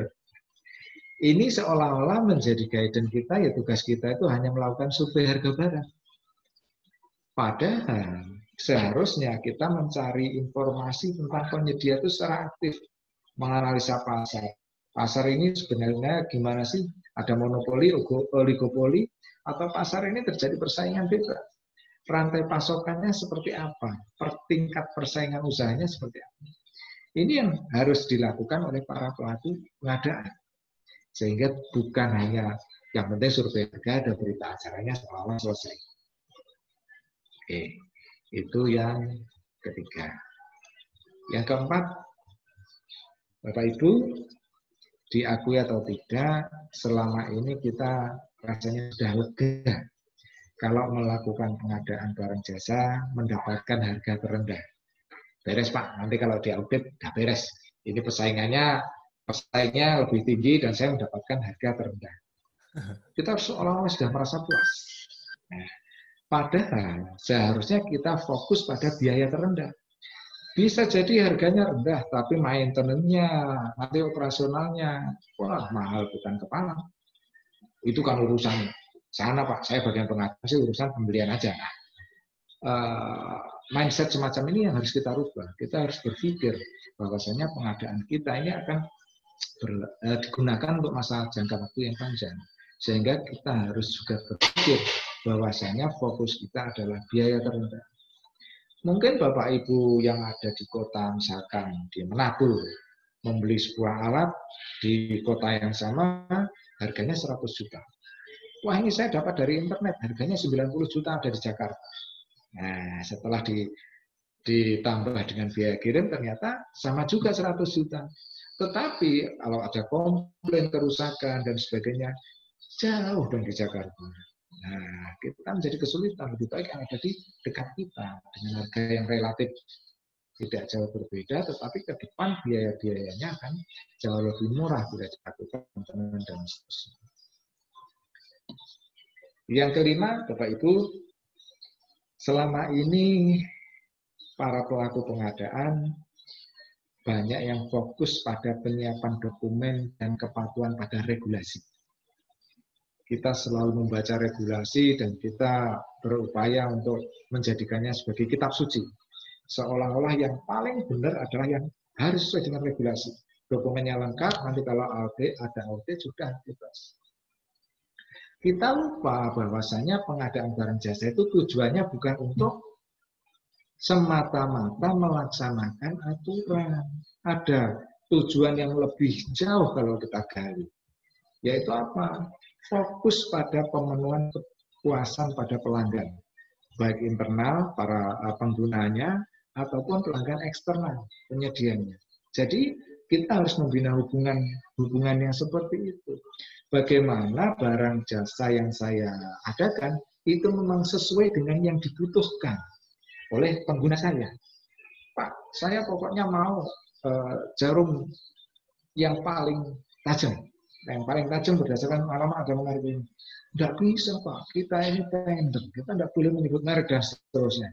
Sehingga pengguna kita, dokter, perawat, bidan kita, akhirnya menjadi apatis, ogah-ogahan percuma dah, membuat spek sulit-sulit, bagian pengadaan tidak bisa juga sesuai dengan kebutuhan kita. Akhirnya kepuasan pelayanan menjadi tidak maksimal dan seterusnya. Ini yang kelima. Lanjut yang keenam. Ya. Bapak Ibu, diakui atau tidak, kita sebagai pelaku pengadaan saat ini, bahkan perpres kita pun mengajari kita agar kita itu banyak fokus kepada pemilihan penyedia. Silahkan dilihat di pasal-pasalnya, nanti banyak sekali bagaimana metode memilih, bagaimana metode evaluasi, kualifikasi, dan seterusnya. Itu seolah-olah energi kita itu fokus hanya kepada pemilihan penyedia. Bahkan Pokja, ULP, ya, di mana Pak Mukhlis di dalamnya, itu disebut sebagai tukang lelang. Karena tugasnya hanya melelang. Tidak pernah berpikir lebih dari itu. Nah, ini adalah paradigma berpikir lama. Ya. Jadi, Maaf Pak Muklis ya. Siap. Ya, siap. Jadi ke depan kita harus memantau keseluruhan rantai pengadaan. Mulai hulu sampai hilir sebenarnya pengadaan kita itu berada di posisi mana. Nah, dengan demikian kita bisa bersikap proporsional, profesional, sehingga pengadaan kita ini mampu memberikan masukan-masukan sumbangsih kepada organisasi secara lebih bermanfaat ke depan. Oke, selama ini kita melihat belum ada pelatihan khusus pengadaan barang jasa. Nah, ke depan program pelatihan berbasis kompetensi sudah ada. Jadi kita harus mengupayakan para pelaku pengadaan ini mempunyai kompetensi sesuai dengan yang dituntut oleh kondisi. Yang kedelapan, kita masih sering berproses pengadaan itu secara manual. Jadi kalau pengadaan langsung dengan LPSE gitu rasanya kita ogah-ogahan karena tidak bisa diatur tanggalnya. Nah, manual aja lah. Tetapi kita tidak hanya sebatas itu. Manual dan tidak manual itu bukan hanya sebatas aplikasi yang digunakan, tetapi basis data. Apabila kita menggunakan basis data dengan teknologi informasi, maka akan mudah untuk pengulangan terhadap proses pengadaan barang dan jasa, di mana informasi-informasi itu terrekod dengan benar, terrekod dengan jelas, masing-masing penyedia prestasinya seperti apa, kebutuhannya seperti apa, itu semuanya dilakukan dengan menggunakan teknologi informasi. Sehingga jauh lebih transparan, jauh lebih mudah, lebih mudah informasinya akan lebih cepat. Terakhir Bapak Ibu, nomor 9. Jadi selama ini kita melihat bahwasanya pengadaan barang jasa itu posisinya berada di level administratif. Kita itu pelaksana administratif saja. Ke depan kita harus berpikir bahwasanya pengadaan barang jasa itu adalah sesuatu hal yang mampu berkontribusi secara sangat-sangat urgent pada pencapaian tujuan dan strategi organisasi. Ibaratnya begini, rumah sakit kalau tanpa unit pengadaan pasti akan luntur. Rumah sakit kalau mempunyai unit pengadaan yang mempunyai mindset 9 ini, maka akan hanya fokus pada klien. Dia tidak mikir lagi di mana tanda tangan kontrak, di mana dipanggil oleh APH, di mana mencari penyidik. Komponen rumah sakit silahkan berkonsentrasi untuk meningkatkan pelayanan. Biarlah kebutuhan-kebutuhan itu kami yang merencanakan. Silahkan mendiskusikan kepada kami, kebutuhan Anda setahun, 2 tahun, 3 tahun, 4 tahun, 5 tahun ke depan, apa saja. Kami yang akan membuat strateginya. Sehingga setelah Anda berdiskusi tentang kebutuhan saya penuhi, silahkan Anda memberikan pelayanan yang terbaik untuk masyarakat. Baik, Bapak Ibu sekalian, mungkin itu yang bisa saya sampaikan. Mudah-mudahan diskusi kita di siang ini bisa untuk kita kembangkan lagi pada diskusi yang lebih mendalam. Satu kata yang ingin saya sampaikan, butuh lebih dari sekedar keberanian untuk menghasilkan suatu perubahan. Kalau Pak Muji begitu kan orang Jawa, itu biasanya mengatakan lek wani yo ojo wedi-wedi, lek wedi ojo wani-wani. Jadi kita harus mengambil posisi yang tepat, menggenggamnya, meyakininya, dan memperjuangkannya. Assalamualaikum warahmatullahi wabarakatuh. Waalaikumsalam warahmatullahi wabarakatuh. Mantap nih. Lagi hujan deras ya Bang ya di sana? Iya, ini hujan deras ini. Siap. Mohon maaf suaranya. Siap. Mungkin Pak Muji Santosa mau menambahkan sebelum kita buka diskusi? Tidak ada Pak Mulis, silakan diteruskan. Siap. Oke, Bang. Tadi bener nih, namanya ULP tukang lelang gitu ya. Memang, bukan tersinggung sih. Memang image itu sampai sekarang belum bisa berubah. Kalau enggak kita yang merubahnya. Makanya sekarang sudah menjadi UKPBJ sebagai Center of Excellence, pusat keunggulan, ya memang peran kita harus diperluas, ya kan? Karena apa? Kita menuntut tambahan penghasilan, tetapi hanya tukang lelang ya buat apa gitu Bang ya? bukan tersinggung Pak, tapi memacu. Baik. Baik, untuk diskusi selanjutnya,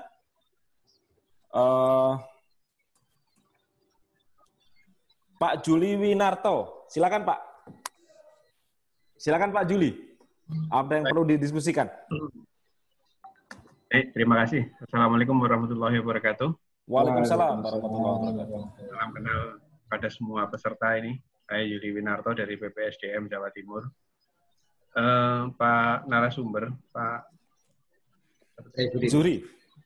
Pak Sorry ya. Ya, mohon maaf. Pak Zuri. Pak Zuri ya. Mungkin ada sedikit beda pandangan dengan saya tentang BLU dan BLUD. Sedikit saja sebetulnya ya. Kalau menurut Bapak kan BLU adalah satu institusi atau instansi, sementara BLUD adalah satu sistem. Ya. Kalau pengalaman saya di berkecimpung dalam dunia BLU, sebetulnya BLU itu sama dengan BLUD, hanya berbeda pengelolanya. BLU itu dikelola oleh instansi pusat, ya, komandonya adalah Kementerian Keuangan, sementara BLUD adalah dikelola oleh daerah, ya, baik provinsi maupun tingkat 2, kabupaten kota. Jadi dua-duanya sama-sama instansi yang tidak terpisahkan dari induknya. Ya, kalau BLU pusat itu banyak, seperti Gelora Bung Karno, itu BLU pusat di bawah Seknek, tetapi komando aturan-aturannya ada di Kementerian Keuangan. Banyak sekali BLU pusat. Kemudian ada BLU daerah, ada di masing-masing Pemda-Pemda. Itu yang pertama mungkin apa istilahnya ya, perbedaan pendapat atau ada perspektif yang lain. Ya. Kemudian yang kedua Bapak Pak Zuri belum sebetulnya BLU aturan PBJ di BLUD atau BLU itu siapa yang ngatur? Setahu saya kok belum disinggung ya. Atau mungkin saya terlewat barangkali, mohon maaf. Ya. Setahu saya itu adalah diatur oleh pimpinan BLUD atau pimpinan BLU. Nah itu yang mungkin yang keberanian masing-masing pimpinan atau direktur BLU atau BLUD lah yang memegang peranan pengaturan PBJ di situ. Apabila pimpinan itu belum mengatur, artinya mau tidak mau, suka tidak suka, harus mengacu pada Perpres 16. Itu mungkin Pak Muji.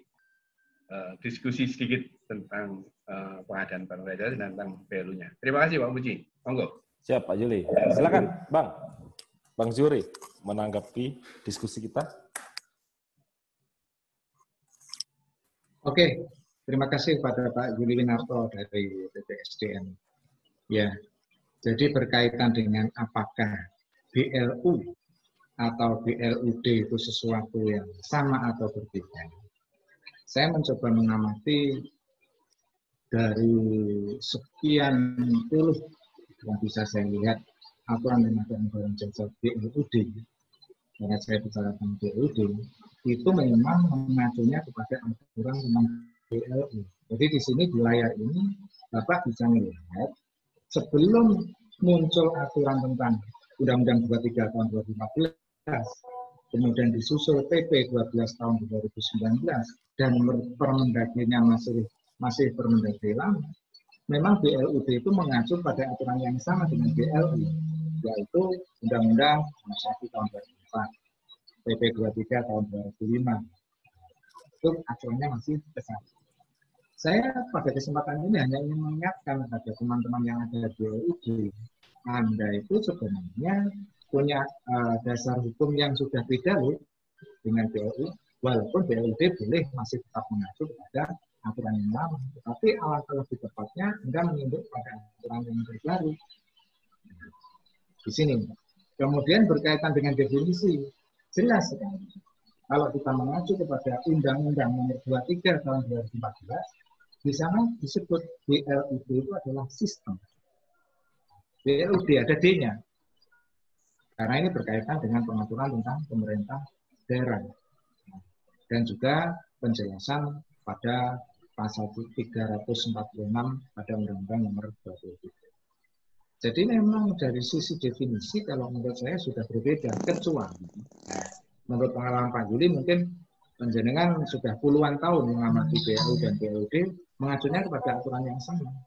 Bisa jadi benar, tetapi dalam konteks sekarang karena aturan itu berkembang, muncul di Undang-Undang 23 tentang pemerintah daerah, PP 12 2019 dan Permendagri, itu definisi BLUD itu adalah sistem. Dan yang membedakan di dalam sistem ini langsung mempunyai fleksibilitas. Nah, berbeda dengan aturan tentang BLU bahwasanya fleksibilitas itu diberikan pada batas-batas tertentu. Ini kalau menurut pendapat saya. Jadi sah-sah saja. Berbeda pendapat, saya tetap menghormati penjenengan, tapi nanti bisa dilihat untuk khusus BLUD itu telah lahir dasar hukum yang memang relatif baru tahunnya, relatif baru, dan ini masih sangat amat banyak aturan BLUD yang belum mengacu pada aturan-aturan hukum. Kemudian siapa yang mengatur tentang pengadaan barang jasa pada BLUD? Memang berbeda kalau di dalam BLU sebagaimana diatur di Perlem nomor 12 tahun 2018, di sana disebutkan pengadaan barang jasa diatur tersendiri dengan peraturan pimpinan BLU. Ini. Jadi di pasal 5 itu jelas pengadaan barang jasa pada BLU diatur tersendiri dengan peraturan BLU. Nah, bagaimana dengan BLUD? Saya sejak tahun kemarin itu sudah konfirmasi kepada penerbit peraturan ini, yaitu kepada LKPP. Bagaimana sih di peraturan nomor 12 ini disebut BLU, di sana saya sebagai BLUD juga masuk, disebutkan diatur tersendiri oleh pimpinan BLU, tetapi di dalam Permendagri peraturan itu diatur oleh kepala daerah. Ini yang benar yang mana? Saya punya surat jawaban juga dari LKPP yang mengatakan mengikuti Permendagri. Jadi pengadaan barang jasa pada BLUD yang bersumber dari jasa layanan juga tidak terikat hasil kerjasama dengan pihak lain dan pendapatan jasa diatur dengan peraturan kepala daerah. Ini bisa dilihat di pasal 77 Permendagri nomor 79 tahun 2000. Mungkin itu Pak Obes yang bisa saya. Oke, selanjutnya Yuliana. Bu Yuliana, silakan. Bu Juliana. Bu Juliana, silakan. Bu Juliana. Nggak masuk ya? Pilihan namanya. Ya. Juliana. Ya, saya mau menanyakan. Ya. Saya silakan. Beneran? Ya. Ini saya mau menanyakan terkait dengan mengenai survei harga barang. Survei harga di masa pandemi ini. Apakah survei harga itu nanti bagaimana sesuai dengan Perlem yang nomor 12 ini pada masa pandemi? Apakah bisa kita menentukan saja PPK-nya, menentukan saja atau kepala BLU, Bu? Tentang BLU atau tentang apa ini? BLU, mengenai BLU. Terus yang ditanyakan?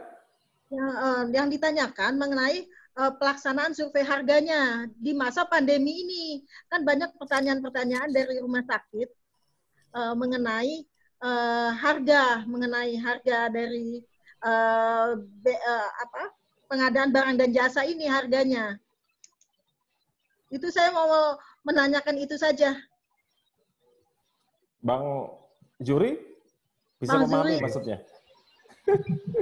Ini pengadaan BLU atau pengadaan darurat COVID? pengadaan BLU pada masa darurat COVID.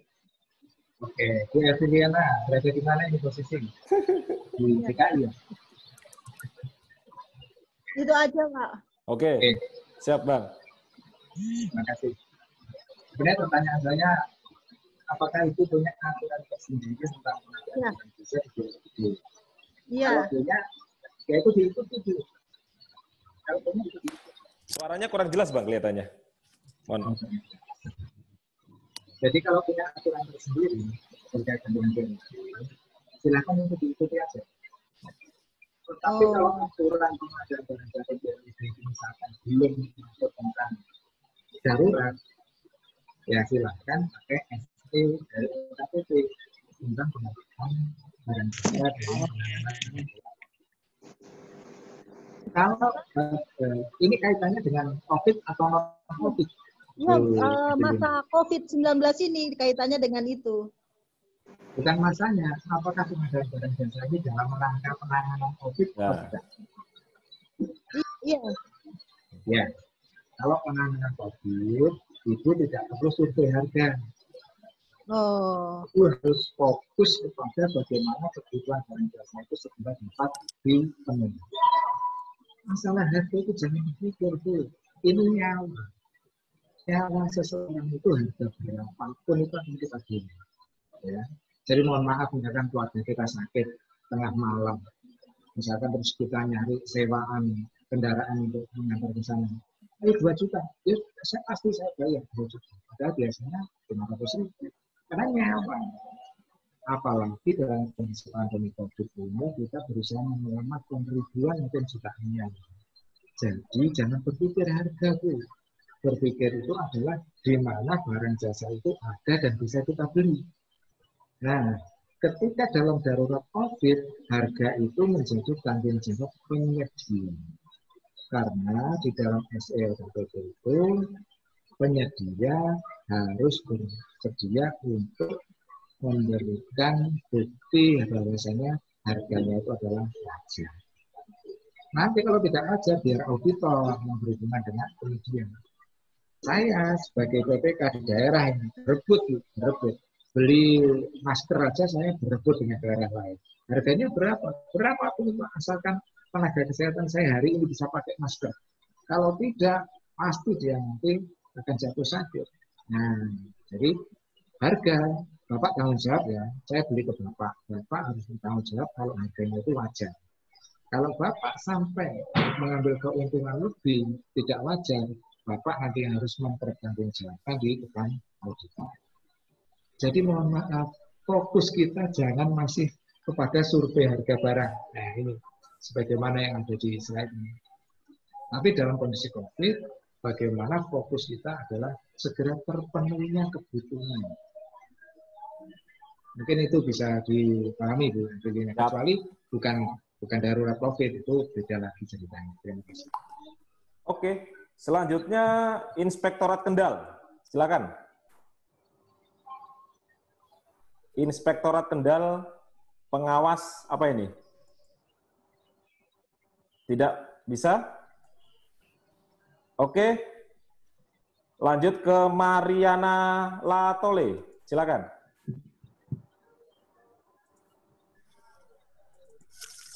Wah, jangan-jangan nggak ada orangnya semua ini, Bang. Oke, lanjut ke Laksmana Patrayuda. Silakan.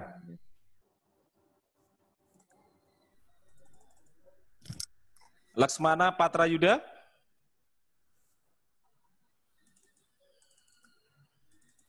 Nggak ada juga? Itu dari Rumah Sakit Sunan Kalijaga ingin bertanya, itu tulisan Richard. Pak Irwan Iskandar, silakan Pak. Silakan Pak Irwan. Terima kasih Pak Ya. Muklis. Ya, ini berdasarkan apa? Untuk BLUD Pak. Ya. Jadi BLUD itu kan diatur yang berdasarkan oleh Pemda untuk implementasinya. Salah satunya itu kan pembentukan tim penilai, terus penatausahaan keuangan BUD yang bersumber dari non APBN atau PBD, terus penetapan standar pelayanan minimal, kebijakan akuntansi, pengangkatan bendahara penerima dan bendahara pengeluaran yang bersumber dari non-APBD atau APBN, terus pengangkatan pejabat pengelola BLUD, pengaturan renumerasi, pengaturan rencana, bisnis dan anggaran, terus pengaturan pejabat pengelola, pengaturan dewan pengawas, pengaturan barang dan jasa, pengaturan tarif, pengangkatan dewan pengawas, pengaturan penggunaan surplus, pengaturan melakukan utang piutang, pengaturan investasi, pengaturan pegawai BLUD non-PNS, penghapusan aset tidak tetap sampai ke pengaturan penerimaan hibah. Nah, di sini yang saya ingin tanyakan Pak, apakah BLUD itu sifatnya pengadaannya apakah swakelola aja atau dapat dilakukan tender seperti yang kita lakukan di SPSE seperti biasa gitu Pak? Dan apakah BLUD itu punya tempat untuk tender tersebut gitu? Terus yang kedua, selain rumah sakit saja yang menangani BLUD itu instansi apa aja Pak gitu? Karena ada sebagian instansi itu ingin membuat PAD dengan dengan kerjasama dengan pihak lain gitu kan. Contoh mungkin membuat parkiran segala macam itu kan nanti jadinya kan jadi pendapatan untuk dinas tersebut gitu Pak, instansi tersebut kan gitu. Terus yang ketiga tuh PPK yang diangkat di BLUD tersebut apakah hanya sesuai dengan Permendagri 61 tahun 2007 atau sama syaratnya dengan Perpres? Nah, itu makasih Pak. Itu aja yang saya tanyakan. Makasih atas waktunya. Assalamualaikum warahmatullahi wabarakatuh. Waalaikumsalam. Pertanyaannya nih Bang. Terima kasih Pak Irwan Kandar. Semangat sekali. Yang pertama, BLUD itu pengadaan barang jasanya swakelola atau melalui tender. Ya, jadi kembali lagi kepada sumber anggaran yang digunakan. Kalau Bapak itu menggunakan anggaran APBD, maka Bapak itu boleh atau harus bahkan untuk melakukan pengadaan barang jasa itu sesuai dengan Perpres 16 tahun 2017. Maksudnya apa? Kalau di dalam Perpres 16 tahun 2018, cara pengadaan itu kan ada dua, bisa swakelola atau melalui penyedia. Boleh dua-duanya. Kalau melalui penyedia nanti ada metode memilih penyediaannya itu mulai dari advertising, pengadaan langsung, penunjukan langsung, tender cepat dan tender. Silahkan, boleh. Tetapi kalau sumber anggarannya berasal dari jasa pelayanan, silahkan Bapak Ibu mengambil opsi terhadap Perpres. Apakah Bapak Ibu menggunakan Perpres? Ini opsi yang pertama. Apakah Bapak Ibu mengadopsi sebagian Perpres dan meninggalkan yang lain? Atau Bapak Ibu sama sekali berbeda dengan Perpres? Itu silahkan. Jadi Anda diperbolehkan dengan cara apapun. Bagaimana cara milihnya? Ya harus melakukan analisa mulai dari organisasi, kemudian sumber daya, kemudian metode-metode pengadaan yang ada di dunia bisnis seperti apa. Kita ambil yang terbaik bagi kita. Jadi boleh swakelola, boleh tender, boleh seleksi, apapun serba boleh. Bebas di sini. Punya tempat tender, ya kalau tidak punya silahkan buat. Kalau mau buat tidak bisa, ya nitip aja di tempat Pak Muklis juga boleh lah, sama-sama Indonesia. Jadi tidak apa, LTSE-nya silahkan nebeng, boleh-boleh saja. Apa saja yang bisa buat? Yang bisa buat itu adalah institusi yang menghasilkan barang jasa yang bisa dijual. Kalau parkir itu bisa dijual, silahkan. Bisa. Teman-teman saya di Kalimantan Selatan itu pengelola sampah. Pengelola sampah itu juga BLUD. Tidak apa-apa. Itu kan jasa yang bisa dijual. Rumah sakit juga menjual jasa. Puskesmas juga menjual jasa. Jadi institusi pemerintah yang di sana menghasilkan barang jasa yang bisa dijualnya dalam tanda petik ya, bukan untuk mencari keuntungan, tidak. Tetapi pelayanan itu bisa berbayar, wajarlah orang membayar. Seperti itu, bayaran itu untuk membiayai BLUD juga, itu silahkan, apapun. Nah, tapi seperti yang disampaikan Pak Irwan, persyaratannya kan banyak sekali. Nah, kalau dinilai memenuhi persyaratan untuk BLUD, ya tentunya kepala daerah bisa menetapkan sebagai badan layanan daerah. Yang menarik pernyataan terakhir berkaitan dengan menyinggung Permendagri nomor 61 tahun 2007. Itu Permendagri itu sudah wafat, Bapak. Ya. Jangan diungkit-ungkit lagi, kasihan di alam sana. Ya. Sekarang sudah ada Permendagri yang terbaru, nomor 79 tahun 2018. Nah, di sana mengatur sangat amat lengkap, komplit, termasuk pengadaan barang jasa itu seperti apa, itu diatur di dalam Permendagri 79 tahun 2018. Nah, makanya saya yakin masih banyak teman-teman BLUD yang menggunakan Permendagri yang lama. Permendagri yang lama ini masih masih terkooptasi dengan aturan-aturan tentang BLU, di mana fleksibilitas itu diberikan bertahap dan seterusnya. Itu semangatnya sudah berbeda dengan Permendagri 79 tahun 2018. Anda diberikan keleluasaan seluas-luasnya untuk melakukan ala bisnis di dalam BLUD Anda. Nah, jadi seperti itu yang saya bisa sampaikan, Pak Irwan. Terima kasih, Pak Muklis.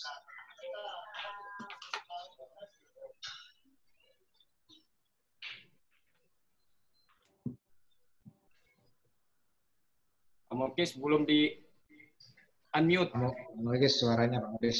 Ya, makasih. Irdawanti, silakan Bu Irdawanti. Silakan Bu. Assalamualaikum warahmatullahi wabarakatuh dan selamat sore buat teman-teman semua. Selamat sore. Wajahnya nggak kelihatan ya? Silakan.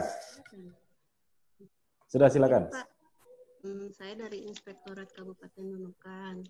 Agak keras Bu ya? Saya dari Ibu Inspektorat Kabupaten Nunukan. Sip. Gimana, sudah jelas Pak? Oke. Oh ya. Saya lanjut Pak ya.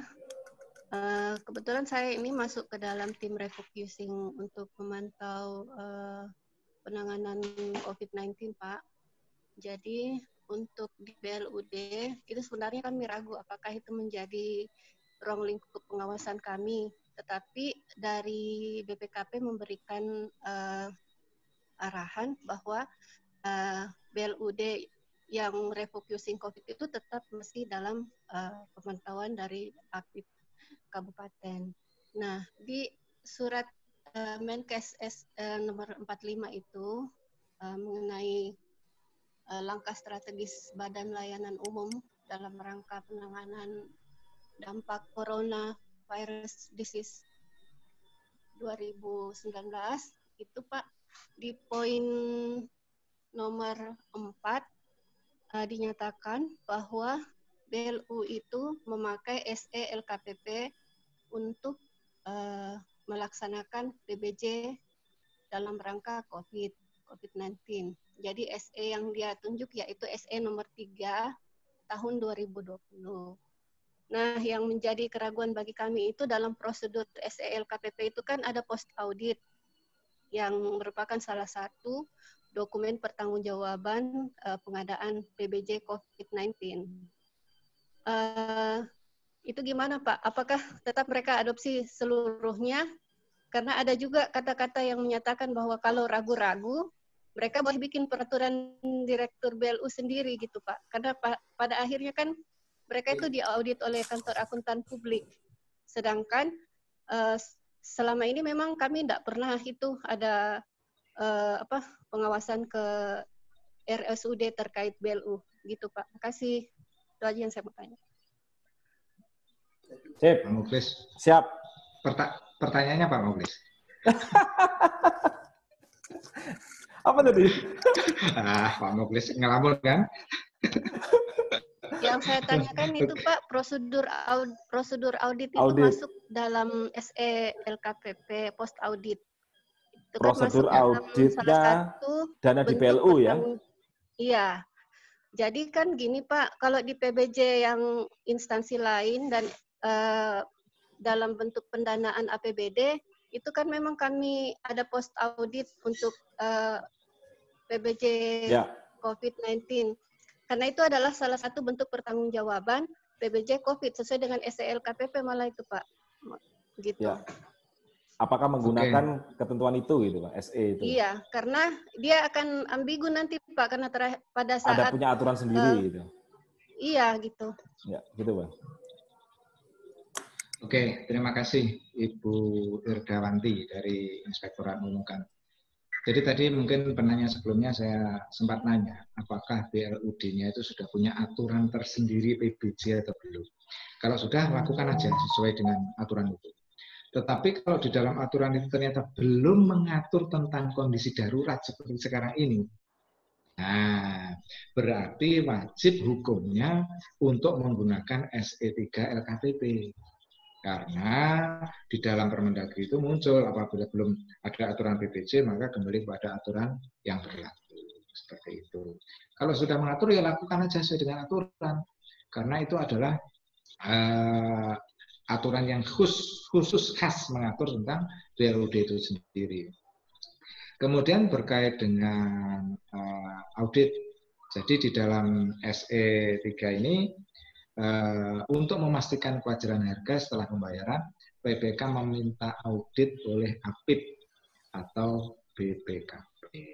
Jadi Bapak Ibu, kalau di rumah sakit yang BLUD tadi menggunakan aturannya sendiri, karena sudah punya aturan berkaitan dengan kondisi darurat, ya silakan audit atau tidak itu sesuai dengan aturan yang dia punya, yang diberlakukan. Tetapi kalau ternyata dia tidak punya atau punya aturan tetapi belum mengatur tentang darurat, maka dia menggunakan cara-cara sebagaimana yang diatur di dalam SE3 LKPP. Dengan demikian menjadi tugas dari APIP untuk melakukan audit dalam rangka, dalam konteks memastikan kewajaran harga terhadap pemerintahan yang telah dilakukan oleh PPK. Mungkin itu yang bisa saya sampaikan, Bu Irdawanti.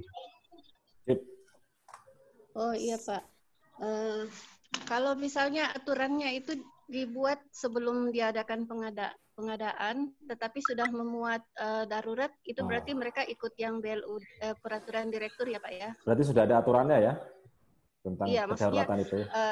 Sudah teratur gitu Bang? Juga, baru dibuat, baru dibuat. Jadi aturannya sudah ada ya terkait dengan darurat?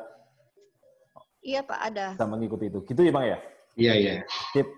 Oke. Ya, walaupun baru kan malah lebih hebat. Sesuai. Kan begitu. Energinya baru. Jadi kalau kalau sudah punya aturan, jadi kemudian kalau aturannya sumber itu anggaran yang digunakan untuk keadaan gimana Bu? Silakan Bu. Maksud saya kalau di aturannya itu mereka tidak mencatatkan, tidak menyebutkan dalam pasalnya bahwa audit itu bukan menjadi bagian pertanggungjawaban pengadaan, berarti enggak Pak ya? Kalau sudah diatur ya, itu. Tidak perlu Bu. Iya. Tidak perlu Bu. Ya, dari sisi aturan BLUD-nya tidak audit. Karena dia yakin nanti akan ada auditor di akhir tahun atau bagaimana. Tapi kalau Ibu sebagai APIP punya aturan tersendiri, misalkan surat edaran dari BPKP, kemudian surat edaran dari Mendagri, yang itu menugaskan kepada APIP untuk melakukan pendampingan, melakukan review, silakan dijalankan, tidak apa-apa. Nah, jadi aturan hukum yang digunakan berbeda, tetapi keduanya memang berbeda. Mungkin itu, Bu Irwati. Sip. Pak Muji Santoso mau menambahkan? Ya, kembali kepada Bu, mengenai BLU ya. BLU itu punya aturan sendiri, fleksibilitas. Kalau nggak salah, fleksibilitasnya ada 3 ya. Fleksibilitas terhadap kepegawaian, terhadap keuangan, dan terhadap pengadaan. Ya. Jadi, kembali ke aturannya. Ada nggak buat aturannya pengadaan? Kalau ada, ya diikuti aja aturan pengadaan oleh BLU tadi. Ketika tidak ada di sana, ya kembali ke norma umumnya lah. Kalau nggak ada diatur di sana, ya kembali. Ada nggak diatur dalam Permendagri 79 tadi? Misalnya harus diaudit oleh kantor akuntan publik. Kalau tidak ada, ya kembali ada norma Perpres saja lah. Mungkin diaudit sama inspektoratnya. Berarti di sana ada penugasan untuk inspektorat. Mungkin begitu logika berpikirnya mungkin ya. Mohon maaf kalau salah. Sip. Oke, lanjut. Gimana Pak Muji? Masih ada waktu? Ya, satu pertanyaan lagi lah mungkin. Satu pertanyaan lagi. Saya acak nih. Satu pertanyaan lagi. Saya kesempatan yang pertama deh. Bu Juliana, silakan Bu. Kalau memang ada Mas Yan. Bu Juliana? Tidak ada orangnya. Sani Agustina.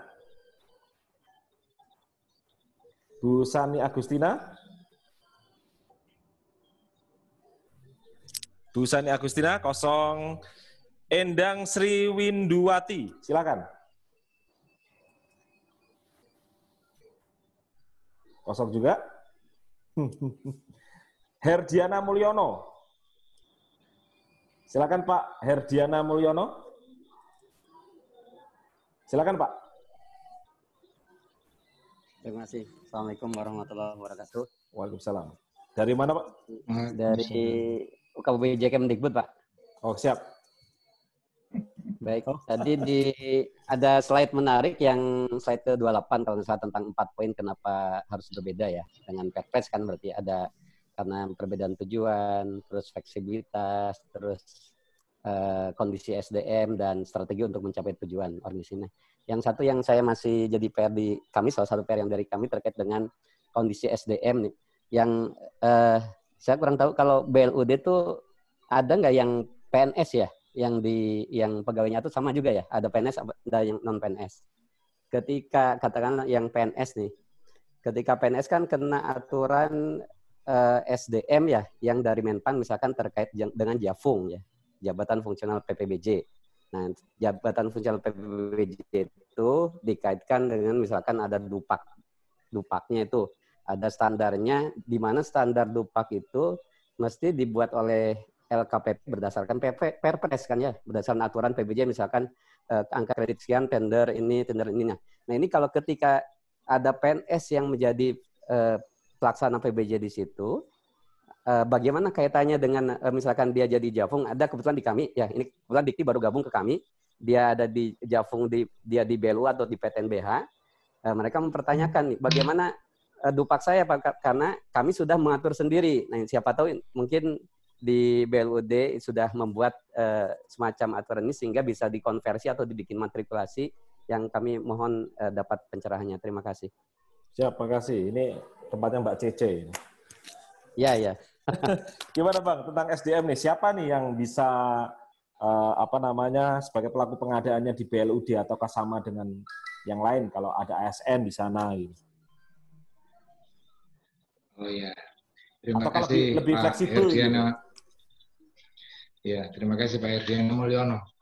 Ini terus terang menjadi PR kita juga, terus terang ya. Jadi karena fokus kita selama ini berada di mekanisme pengadaan, tata cara, nilai, dan seterusnya, tanggung jawab pelaku dan sebagainya, kita belum sampai pada para pelaku fungsional itu kalau di BLUD seperti apa. Terus terang saya belum punya referensi. Nah, teman-teman juga masih banyak bertanya ke sana kemari, dan ini media yang menarik. Barangkali nanti kalau Pak Herdiana punya, saya juga minta dibagi, malah boleh. Terus terang kita masih mencari format yang tepat. Tapi selama ini berpikirnya begini, kalau di dalam angka kredit yang dibuat oleh LKPP itu kan perinci, misalkan pemilihan penyedia, pembuatan dokumen, dan sebagainya. Saya pikir langkah-langkah yang dilakukan teman-teman pengadaan di BLUD kurang lebih samalah dengan itu. Kalau itu bisa dianggap pemaketan itu mulai dari perencanaan, persiapan, pemilihan, kemudian pelaksanaan, evaluasi, dan seterusnya itu, saya pikir itu juga bisa dari sisi substansinya kan sama. Nah, itu barangkali bisa dijadikan nilai yang sejenis. Cuman saya belum berani mengatakan karena saya sendiri belum pernah melakukan, dan ini masih menjadi diskusi-diskusi kita. Terima kasih Pak Erdiana. Ini Siap. menang kalau Bapak sudah punya, saya boleh di-sharing lah. Terima kasih Pak Baik Mukhlis. Bapak. Baik Bapak. Ya. Belum Pak, kebetulan kami baru tergabung Dikti, di situ ada BLU, jadi PR baru buat kami juga. Atau mungkin Oh, itu ya siap. Bang Zuri, karena yang fungsional itu kan KLPD itu kali ya. Bagaimana dengan BLU itu yang dikecualikan? Atau kan mungkin bisa nggak dengan ketentuan yang lain? Kalau nggak salah di 88C gitu nggak salah ya. Jadi mungkin bisa saja nggak Jafung. Jadi kan? mungkin teman-teman mungkin nggak Jafung yang ada teman-teman di IFP BLU. mungkin kalau dia fungsional. Ya bisa jadi Jafung, bisa jadi.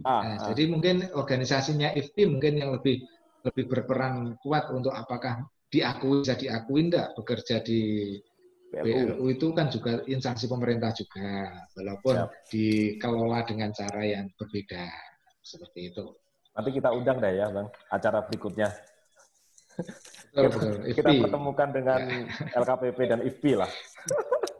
Oke. Membahas pelaku pengadaan di BLUD atau BLU gitu Pak ya. Siapa? Iya, betul. Gimana angka kreditnya gitu. Nah, gitu Erdawanti. Mungkin lain kesempatan waktu. Mungkin gitu. Pak Muji Santosa mau menambahkan? Tidak ada komen. Cuman saya mau nanti ada pengadaan bos sekolah. Nama sumbernya Pak Erdiana ini udah. Oh siap, oke siap Pak, disiapkan. Bos sekolah. Ya, bos sekolah. Oke. Karena sudah waktunya, mungkin memang banyak sekali yang mengacungkan tangannya. Mungkin nanti bisa sharing di Telegram MSR PBJ. Saya minta Mas Zuhri untuk closing statement deh terkait dengan kegiatan kita hari ini. Oke, terima kasih Bapak Ibu yang telah bergabung di siang hari ini. Saya terakhir ingin menyampaikan bahwasanya di dalam konteks pengadaan barang jasa BLUD ini ada mindset yang harus kita bangun. Berbeda dengan kebiasaan-kebiasaan tadi. Yang kedua, dibutuhkan aturan pengadaan barang jasa BLUD dalam bentuk peraturan kepala daerah. Nah, kalau kesulitan untuk menyusunnya, nanti bisa telepon Pak Muji. Nah, Pak Muji ini sudah ahli untuk menyusun aturan pengadaan barang jasa di BLUD. Dikaitkan dengan kebutuhan BLUD-nya masing-masing. Karena tidak bisa copy-paste saja, Pak. Karakteristik masing-masing rumah sakit itu sangat beda. Ya, jadi jangan copy-paste, nanti ruhnya, jiwanya, dan kemudian goal-nya tidak akan bisa sama.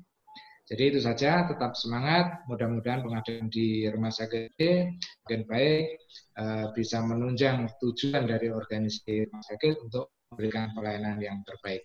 Ada kurang lebihnya, mohon maaf. Assalamualaikum warahmatullahi wabarakatuh. Waalaikumsalam. Terima kasih, Mas Zuri. Pak Muji Santosa, mau closing statement-nya terkait dengan kegiatan kita hari ini? Cukup Pak, cuman materi hari ini kelihatannya belum tuntas ya. Kita bisa menyimpulkan sepotong-sepotong sendiri-sendiri lah. Karena akan lanjut lagi melalui berikutnya. Itu aja Pak Mulis. Terima kasih Pak Mulis. Terima kasih Pak Muji Santosa, Mas Saifuddin Zuhri atas pencerahannya hari ini. Terima kasih Bapak Ibu semuanya atas kehadirannya di MSR PBJ. Apabila ada kesalahan yang kami sampaikan, kami mohon maaf. Dan saya akhiri, sampai ketemu di kegiatan-kegiatan yang lain, saya akhiri. Wassalamualaikum warahmatullahi wabarakatuh.